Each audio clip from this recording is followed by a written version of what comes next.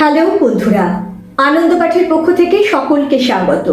আজ আমার আলোচ্য বিষয় ওয়েস্ট বেঙ্গল বোর্ড এবং সিবিএসই বোর্ডের দ্বাদশ শ্রেণীর পাঠ্য সুভাষ মুখোপাধ্যায়ের আমার বাংলা গ্রন্থটি থেকে দ্বিতীয় পাঠ বা দ্বিতীয় রচনা হাতির বদলে ছাতি। নানান বাস্তব ও সত্যি ঘটনাকে গল্পের ছলে ছোট ছোট গদ্য রচনার মধ্যে দিয়ে লেখক প্রকাশ করেছেন এখানে। এই গ্রন্থের যে প্রথম পাঠ ছিল সেই গারো পাহাড়ের নিচে, সেখানে ময়মনসিংহ জেলায় গারো পাহাড়ের পাদদেশে অবস্থিত যে গ্রামগুলি, সেখানকার জনজাতি যেমন গারো, হাজং, ডালু, এদের সম্পর্কে বিস্তারিত বিবরণ দেওয়া ছিল, যেটা আমি আগের একটি ভিডিওতে বিশদে ব্যাখ্যা করেছিলাম। আজকের যে এই পাঠ হাতির বদলে ছাতি, সেখানেও এদের প্রসঙ্গ আসবে।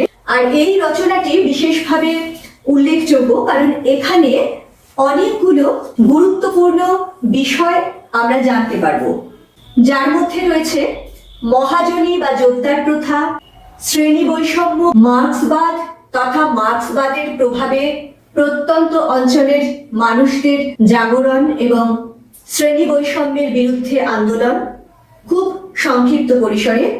আর সেই সঙ্গে রয়েছে অতি গুরুত্বপূর্ণ নানকার প্রথা বলে একটি প্রথার উল্লেখ। সম্পূর্ণ রচনাটির পাঠ এবং প্রত্যেকটি শব্দের অর্থ সহ পুঙ্খানুপুঙ্খ বিশ্লেষণ থাকবে এই আলোচনায়। এই সিরিজের প্রথম রচনা গারো পাহাড়ের নিচে আলোচনার সময় লেখক পরিচিতি ও এই রচনাগুলির উৎস সম্পর্কে আলোচনা করেছি, তাই সে প্রসঙ্গে আজ আর যাব না, সরাসরি চলে আসবো আজকের পাঠ ও আলোচনায়। তার আগে বলিনি, যারা এই চ্যানেলটি এখনো সাবস্ক্রাইব করনি, তোমাদের যদি এই আলোচনা ভালো লাগে এবং এই ধরনের আলোচনা আরো বেশি করে পেতে চাও, তাহলে আশা করব লাইক, শেয়ার ও সাবস্ক্রাইব করে পাশে থাকবে।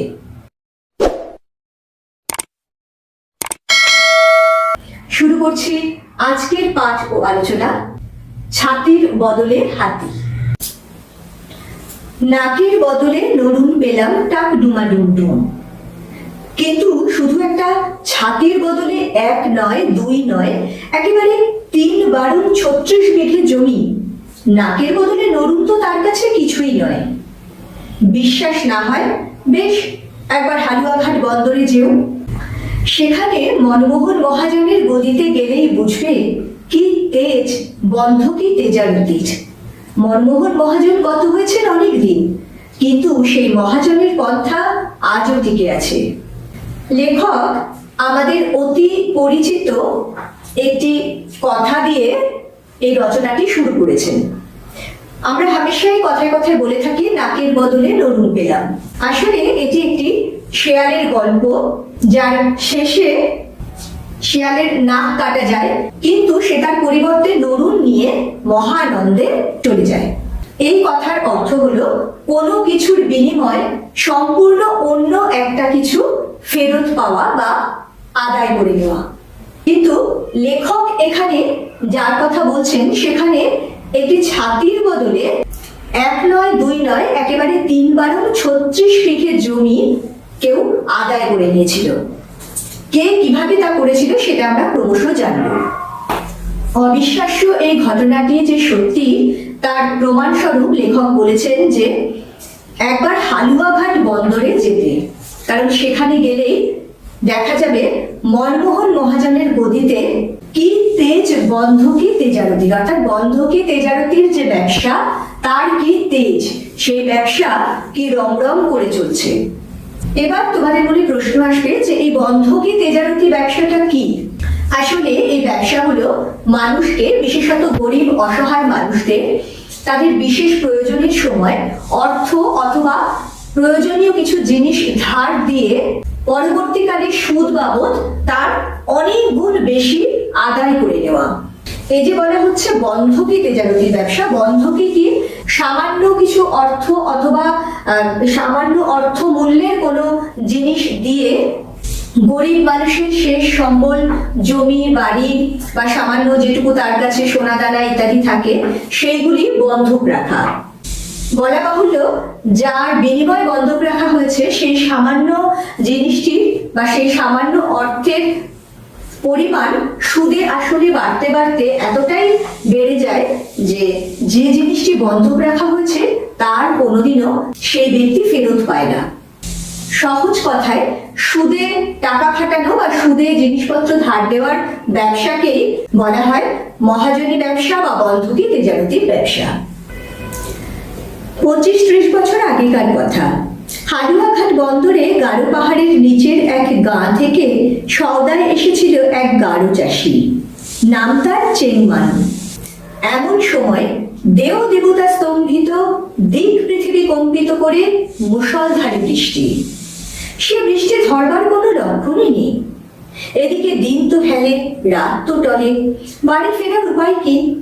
মনমোহন মহাজনের দোকানের ছাপির নিচে চেংমান আশ্রয় নিয়েছিল। হঠাৎ মহাজন যেন করুণার অবতার হয়ে উঠল। একেবারে খাস কলকাতা থেকে খরিদ করে আনা আনকোড়া নতুন একটা ছাতা চেংমানের মাথার উপর মেলে দিয়ে মনমোহন বলল, যা যা, ছাতিটা নিয়ে বাড়ি চলে যা। নিজে ভিজিস তাতে কিছু নয়, কিন্তু এতগুলো পয়সার সওদা যে ভিজে পয়মাল হয়ে যাবে। মহাজনের দরদ হঠাৎ কিসে এত উঠলে উঠল। চেংমান দোমনা হয়ে ভাবছে নেব কি নেব না, নিশ্চয়ই অনেক দাম, হাতে পয়সাও তো নেই। নগদ পয়সা নাই বা দিলে, যখন তোমার সুবিধে হবে দিয়ে গেলেই হলো, ওর জন্য কিছু ভেবো না। মনমোহন ভরসা দেয়। চেংমান ভাবল এমন সুযোগ ছাড়া উচিত নয়। নতুন ছাতি মাথায় দিয়ে মহা ফুর্তিতে বাড়ির দিকে সে চলল। ছেলে পুলে বউ তার পথ চেয়ে বসে আছে। চেংমান গেলে তবে হানি চলবে। এইবারে আস্তে আস্তে আমরা জানতে পারছি আসল গল্পটি কি। লেখক এই গল্পটি যখন লিখছে তারও 25-30 বছর আগে হালুয়াঘাট বন্দরে গারো পাহাড়ের নিচের একটি গ্রাম থেকে এক গারো চাষি সওদা করতে এসেছিল। তার নাম ছিল চেংমান। তার সওদা শেষ হয়ে সে যখন বাড়ি ফিরে যাবে সেই সময় নামে মুষলধারে বৃষ্টি। দিন গিয়ে রাত ঢলে পড়লেও সে বৃষ্টির আর বিরাম নেই। ফলে চেংমান আর বাড়ির দিকে এগোতে পারে না। সে মনমোহন মহাজনের দোকানের ঝাঁপির নিচে দাঁড়িয়ে থাকে। সুযোগ বুঝে একসময় মনমোহন তার মাথার উপরে একটি কলকাতা থেকে আনা নতুন ছাতা মেলে ধরে এবং বলে যে ছাতাটি নিয়ে বাড়ি চলে যেতে, কারণ সে ভিজলে ক্ষতি নেই, কিন্তু সে যে এত সব জিনিস সওদা করেছে সেগুলি ভিজে গেলে তো সব নষ্ট হয়ে যাবে। চেংমান প্রথমটা বুঝতে পারে না যে হঠাৎ মনমোহন মহাজন এত করুণার অবতার কি করে হয়ে উঠলো, এত দয়া তার প্রতি কেন তার উঠলে উঠলো। সে ভাবে যে ছাতার তো দাম হবে ভালো, তার কাছে পয়সাও নেই, তাই সে নেবে কি নেবে না এই ভেবে দ্বিধাগ্রস্ত ছিল। কিন্তু মনমোহন তাকে অভয় দিয়ে বলে যে নগদ পয়সা এক্ষুনি দেওয়ার দরকার নেই, পরে সময় মতো দিলেই হবে। চেংমান ভাবে হঠাৎ করেই বুঝি মনমোহন মহাজনের মনে দয়ার উদ্রেক হয়েছে তাকে দেখে, ফলে এমন সুযোগ ছাড়া উচিত নয়। সে ছাতাটি মাথায় দিয়ে মহানন্দে বাড়িতে আসে। তাছাড়া তার একটু বাধ্যবাধকতাও ছিল, কারণ বাড়িতে তার ছেলে মেয়ে বউ সবাই অপেক্ষা করেছিল তার জন্য। সে এই সওদা নিয়ে গেলে তবে হাঁড়িতে ভাত চলবে। এইসব কথা ভেবে সে ছাতাটি নিয়ে চলে যায়। চেংমান ফেবারে হাটে যায়। মনমোহনকে বলে, বাবু পাওনা গন্ডা মিটাই নেন। মনমোহন ফিবারে বলে, আহাহা অত তারা কিসের, সে দিওক্ষণ পরে। এমনি করে বছর তারপর বছর যায়। ধার করে ছাতি কেনার কথা চেংমান ভুলেই গেল। হঠাৎ একদিন হাটবারে মনমোহন চেংমানকে পাকড়াও করে। কি বাছা ধন, বড় পালিয়ে পালিয়ে বেড়াচ্ছ, পাওনা মিটিয়ে দিয়ে যাও। মনমোহনের কথায় চেংমানের মাথায় আকাশ ভেঙে পড়ে। চেংমান বুঝতে পারে এবার সে ইঁদুর কলে পড়েছে। চেংমান তো ফিবারে হাটে যায় এবং সে মনমোহনকে বারে বারে ছাতার টাকাটি নেওয়ার কথা বলে। সেই সময় তার কাছে নগদ টাকা কিছু থাকে, কিন্তু বারে বারে মহাজন তাকে ঘোরাতে থাকে, বলে এক্ষুনি দেওয়ার দরকার নেই, পরে সময় মতো দিলেই হবে। এমনি করে বছর বছর কেটে যায়। চেংমান এই যে ধার করে ছাতা কিনেছিল সে কথা ভুলেই যায়, কিন্তু মনমোহন মহাজন তো ভুলেনি, সে তো এইরকম সুযোগের অপেক্ষাতেই ছিল। ফলে একদিন সে চেংমানকে পাকড়াও করে বলে, তুমি পালিয়ে পালিয়ে যে বড় বেড়াচ্ছ, এইবারে পাওনা মিটিয়ে দিয়ে যাও। স্বাভাবিকভাবে মনমোহনের কথায় চেংম্যান তো একেবারে হতভম্ব হয়ে যায়, তার মাথায় আকাশ ভেঙে পড়ে। সে বুঝতে পারে আসল ব্যাপারটা কি হতে চলেছে। এখানে এই যে বলা হচ্ছে, চেংম্যান বুঝতে পারে এবার সে ইঁদুর কলে পড়েছে। ইঁদুর কলে কি হয়, ফাঁদ পেতে ইঁদুরকে ধরা হয়, তারপর তার আর পালানোর উপায় থাকে না। এইখানে মহাজনরাও ঠিক তেমনই করত। মানুষের দুর্বলতা বা অসহায়তার সুযোগ নিয়ে তার বিপদের সময় সাহায্য করার ছল করে পরবর্তীকালে তার সব কিছু কেড়ে নেয়। চেংম্যানের ক্ষেত্রেও তাই ঘটতে চলেছে। মনমোহন তার লাল খেরোয় বাঁধানো জাপ্তা খাতা বার করে যা পাওনা হিসেব দেখালো, তাতে চেংম্যানের চোখ কপালে উঠল। এই বছরে চক্রবৃদ্ধি হারে ছাতির দাম বাবদ সুদ সমেত পাওনা হয়েছে 1000 খানিক টাকা, প্রায় একটা হাতির দাম। বুঝতেই পারছো, সেই আমলে অত বছর আগে 1000 টাকার মূল্য কিন্তু লাখ টাকারও বেশি। আক্ষরিক অর্থে সেই টাকা দিয়ে তখন একটা হাতি কেনা হয়ে যেত। এই টাকা মেটানো গরিব চাষি চেংম্যানের পক্ষে তো অসম্ভব। ফলে এই যে এই রচনার একেবারে প্রথমে বলা হয়েছে, 1 নয় 2 নয় একেবারে 3 বারণ 36 বিঘে জমি ছাতির বদলে, অর্থাৎ চেংম্যানের 36 বিঘে জমি মনমোহন মহাজন দখল করে নেয়। বিশ্বাস করো, বানানো গল্প নয়। যদি যাও ও অঞ্চলে, পাকা চুল প্রত্যেকটা ডালু হাজং গারো চাষি এর সাক্ষী দেবে।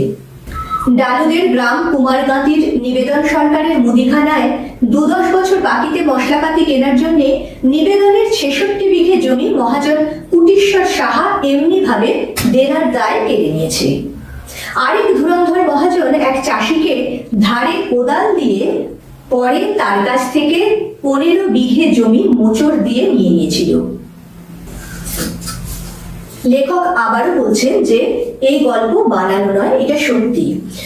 ওই অঞ্চলে যদি যাওয়া যায় তাহলে প্রত্যেকটা পাকাচুল ডালু হাজং গারো চাষি এর সাক্ষী দেবে। কেন পাকাচুল চাষিরাই এর সাক্ষী দেবে? কারণ ঘটনাটি তো অনেক বছর আগে। বর্তমানে যারা ওখানে ছোট বা তরুণ বা যুবক, তারা তো এই ঘটনাটা জানে না, তারা তাদের বাপদাদাদের মুখে এই কথা শুনেছে। কিন্তু পাকাচুল প্রত্যেকটা মানুষ, অর্থাৎ যারা বৃদ্ধ হয়ে গেছে, তারা তাদের ছেলেবেলায় এই ঘটনাটি দেখেছে বা একেবারে সরাসরি ভুক্তভোগী মানুষদের কাছ থেকে শুনেছে। ফলে তারা এর প্রত্যক্ষ সাক্ষী। এবং এই ঘটনাটি কোনো বিচ্ছিন্ন একটা ঘটনা নয়, এরকমটা যে তাদের সঙ্গে হামেশাই হতো সেটাই তিনি আরো উদাহরণ দিয়ে দেখিয়েছে। বুঝতেই পারছো কেমন করে এইসব ধুরন্ধর মহাজনেরা ছলে বলে কৌশলে অতি দরিদ্র সরল মানুষগুলির অসহায়তার সুযোগ নিয়ে তাদেরকে লুট করত। ও অঞ্চলের 50টা গ্রামে ডালুদের বাস। কথায় বার্তায় পোশাক পরিচ্ছদে হাজংদের সঙ্গে এদের খুব বেশি মিল। কে ডালু কে হাজং বোঝাই যায় না, কিন্তু ডালুদের জিজ্ঞেস করো, ওরা বলবে হাজংরা জাতি ছোট। হাজংরাও আবার ঠিক উল্টো বলবে। ডালুরা বলে সেদিন আর নেই, আগে ছিল তারা অন্ধ বোকার জাত। পাহাড়ের নিচে যেদিন থেকে লাল নিশান খুঁটি গেড়েছে সেই দিন থেকে তাদের চোখ ফুটেছে। এই যে গারো পাহাড়ের নিচের যে অঞ্চলের কথা আলোচনা করা হচ্ছে, সেইখানে ডালু হাজং গারো এসব নানান জনজাতির বাস। তাদের মধ্যে ডালু ও হাজংরা কথাবার্তায় পোশাক পরিচ্ছদে প্রায় একই ধরনের, তাদেরকে আলাদা করে বোঝা যায় না কে ডালু কে হাজং। কিন্তু ডালুরা বলে হাজংরা তাদের চেয়ে নিচু জাতের, আবার হাজংরা বলে ডালুরা তাদের চেয়ে নিচু জাতের। ডালুরা আরো বলে যে সেই দিন আর নেই, আগে তারা ছিল অন্ধ বোকার জাত। এইভাবে যে তাদের ঠকিয়ে নিত, স্বাভাবিকভাবেই এত ভীষণ রকম সারল্য, এ তো এক ধরনের বোকামি এবং অন্ধ, অর্থাৎ তারা বুঝেও যেন বুঝতো না, দেখেও যেন দেখতো না যে তাদের কিভাবে শোষণ করা হচ্ছে, কিভাবে তাদের ঠকানো হচ্ছে দিনের পর দিন।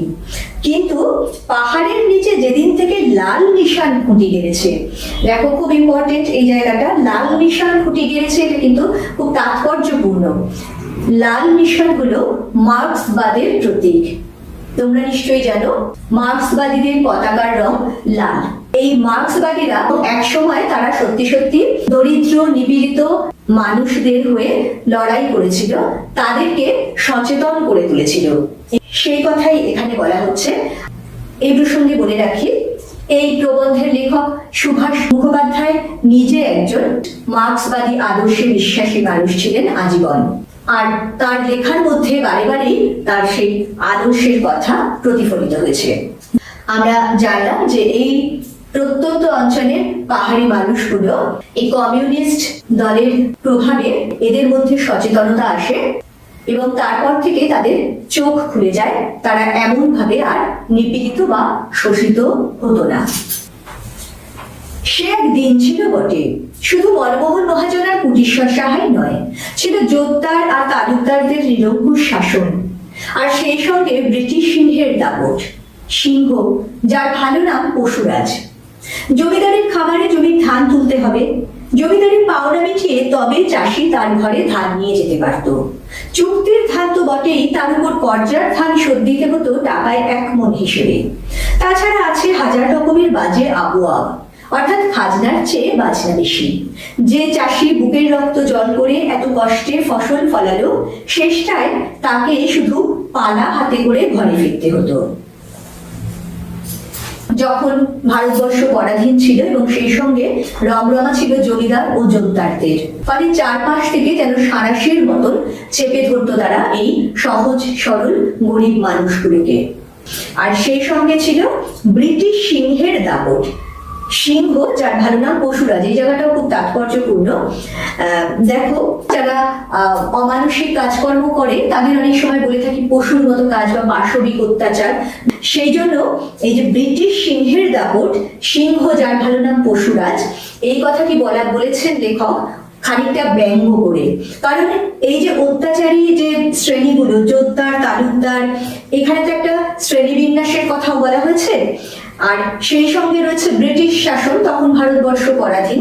এদের সবার মধ্যে ব্রিটিশদের অত্যাচারী ছিল সবচেয়ে বেশি, সেই জন্যে বলা হচ্ছে পশুরাজ, অর্থাৎ এই ধরনের পশুর মতো শাসন যারা চালাতো তাদের মধ্যে যারা সেরা তারাই ছিল ব্রিটিশ শাসক।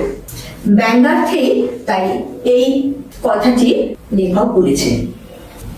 যখন জমিদারি প্রথা ছিল তখন চাষিরা তাদের রক্ত জল করা পরিশ্রমে যে ফসল ফলাতো, সেই ফসল জমিদার তার পাওনা হিসেবে প্রায় সবটাই আদায় করে নিত। দেখো, এখানে কয়েকটি শব্দের অর্থ তোমাদের বুঝতে অসুবিধে হতে পারে। এই যে তার উপর কর্জার ধান শোধ দিতে হতো, কর্জা অর্থাৎ ধার, আর সঙ্গে রয়েছে হাজার রকমের বাজে আবুয়া। আবুয়া কথা এখানে বোঝানো হচ্ছে নানান ধরনের আরো ফন্দি ফিকির করে টাকা আদায় করা হতো। আর এই যে বলা হচ্ছে শেষটায় তাকে শুধু পালা হাতে করে ঘরে ফিরতে হতো চাষিকে। এই পালা হলো ওই ফসল তোলবার এক ধরনের পাত্র, যাতে করে ফসল তুলে দেওয়া হতো। এই যে তাদের কষ্টের ফসল, সেটা পালায় করে করে জমিদারের ঘরেই সব দিয়ে আসতে হতো। লাস্টে ওই খালি পালাটা নিয়েই তাদের ঘরে ফিরে যেতে হতো। তারা কিন্তু পালায় ভরা শস্য নিয়ে ঘরে ফিরতে পারতো না। এদিকে আর এক রকমের প্রথা আছে, নানকার প্রথা। নানকার প্রজাদের জমিতে স্বত্ব ছিল না, জমির আম কাঠালে তাদের অধিকার ছিল না। জমি জরিপের পর 2.5 টাকা পর্যন্ত খাজনা সাব্যস্ত হতো। খাজনা দিতে না পারলে তহসিলদার প্রজাদের কাছারিতে ধরে নিয়ে যেত, পিচমোড়া করে বেঁধে মারত, তারপর মালঘরে আটকে রাখত। নিলামে সব সম্পত্তি খাস করে নিত। মহাজনেরা কর্জা ধানে 1 মণে 2 মণ সুদ আদায় করত। এই জায়গাটি ভীষণ গুরুত্বপূর্ণ। নানকার প্রজারা যারা ছিল তাদের কি ছিল, জমিতে স্বত্ব ছিল না, অর্থাৎ জমিতে তাদের কোনো অধিকার ছিল না। ফলে জমির উপর অধিকার না থাকলে জমির ফসল, জমির ফল, আম, জাম, কাঁঠাল এসবের উপরেও তাদের কোনো অধিকার ছিল না। কিন্তু জমি জরিপের পরে তাদেরকে ওই জমির খাজনা দিতে হতো। দেখো কি অদ্ভুত প্রথা, যে জমির উপর তাদের কোনো অধিকার নেই সেই জমির খাজনা কিন্তু তাদের মেটাতে হতো, এবং সেই অন্যায় খাজনা আদায় করার জন্য তাদের জমিদারের কাছারিতে ধরে নিয়ে যাওয়া হতো। তাদেরকে সেখানে বেঁধে মালঘরে আটকে রাখা হতো এবং নিলামে সব সম্পত্তি নিয়ে নেওয়া হতো। সেই সঙ্গে মহাজনেরাও 2 গুণ 3 গুণ করে তাদের সুদ আদায় করত। বুঝতেই পারছো কি সাংঘাতিক অত্যাচার, নিপীড়ন আর শোষণের মধ্যে দিয়ে যেতে হতো এই মানুষগুলিকে। কিন্তু নওয়াপাড়া আর দুমনাপুরা ঘোষপাড়া আর ভুবনপুরার বিরাট তল্লাটে ডালু চাষিরা আজ জেগে উঠেছে। তারা বলেছে, জমিদারের খামারে আমরা ধান তুলব না। ধান তারা তোলেনি, পুলিশ কাছারি কিছুতেই কিছু হয়নি। শেষে জমিদার হার মেনেছে। আজ তারা গর্ব করে বলে, বন্দরের ভদ্রলোকেরা আজ আর আমাদের তুই তুকারি করতে সাহস পায় না, আপনি বলে সম্বোধন করে। থানার চেয়ার ছেড়ে দেয় বসতে। আমরাও অনেক সভ্য হয়েছি। আগে বাপ ছেলে একসঙ্গে বসে মদ খেত, এখন মদ খাওয়া সমাজের চোখে খুবই লজ্জার বিষয়।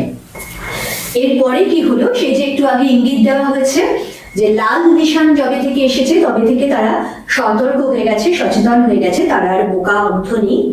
তারা আজকে জেগে উঠেছে, অর্থাৎ বিদ্রোহী হয়ে উঠেছে। তারা জমিদারের খামারে ধান তুলেনি।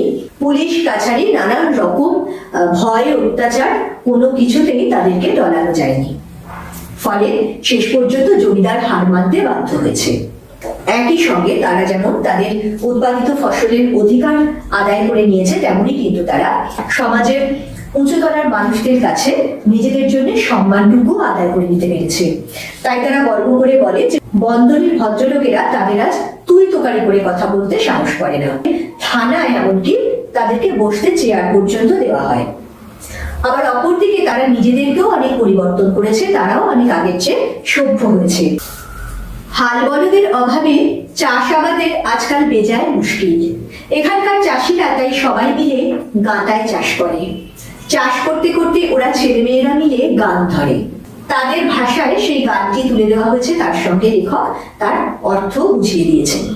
সেই গানটি হলো, শুনো শুনো বন্ধু গো ভায়া, রোয়া লাগাইতে চলো গো এলা। অর্থাৎ চলো বন্ধু, এখন রোয়া লাগাতে যাই। রোয়া লাগাতে মানে বীজ ছড়াতে যাবে আর কি জমিতে। বন্ধুর জমিখানি দাহাকোনা, হাল জড়িছে মহিষমেনা। পাহাড়ের নিচে আমাদের জমি, হালের ভারে মোষের শিং নুয়ে পড়েছে।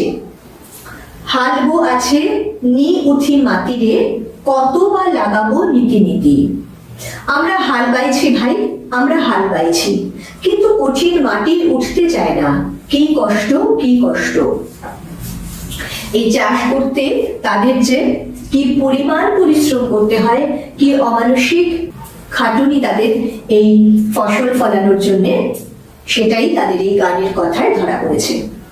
সব শেষে লেখক বলছেন, যারা এত কষ্ট করে আমাদের মুখে অন্ন যোগায়, ইচ্ছে করে জমিদারের হাত থেকে বাংলার সমস্ত জমি তাদের হাতে দিই, মহাজনের নিষ্ঠুর ঋণের বোঝা থেকে তাদের মুক্তি দিই। তোমাদের কি ইচ্ছে হয় না?